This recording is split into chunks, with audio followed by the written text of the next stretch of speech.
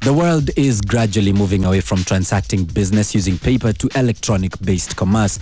E-commerce connects vendors in a supply chain to deliver a product or service to a customer using the electronic mail and data transferring devices.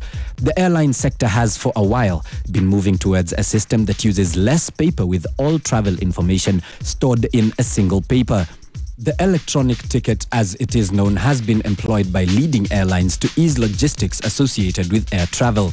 The e-ticket stores the electronic image of the ticket in a reservation system. So as long as all the bookings are done correctly, you just turn up at the airport. It's much easier for the traveller now because all the information is now in the system. Once your ticket has to be delivered to the client, wherever he may be, in the Australia, wherever they may be.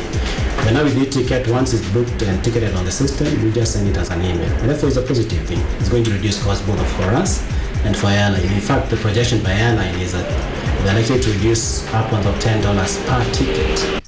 The International Air Transport Organization has taken a leading role in developing industry standards and providing education opportunities for the expansion of electronic ticketing. Of particular interest is Interline Electronic Ticket, which allows two carriers to electronically sell tickets on each other on a single document.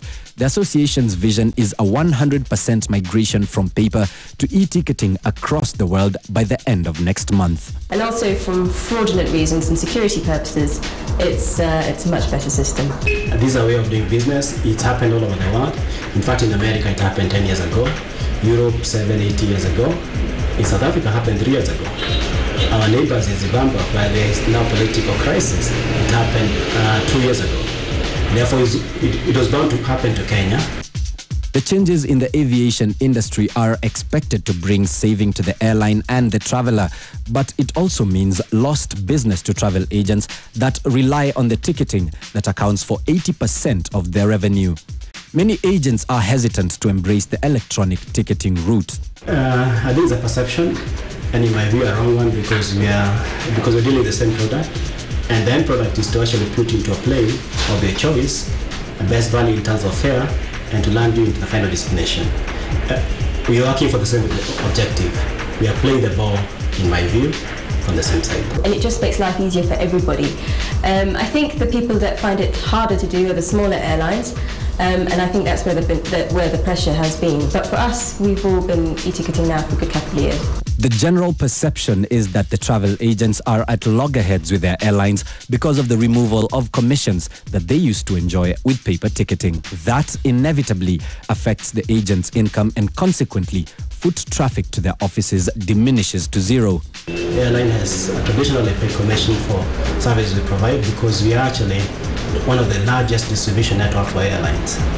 That has shifted now, and we are operating on a new different business model, whereby airline will no longer pay commission, but instead they are telling us, you go and find out what you need to charge your clients.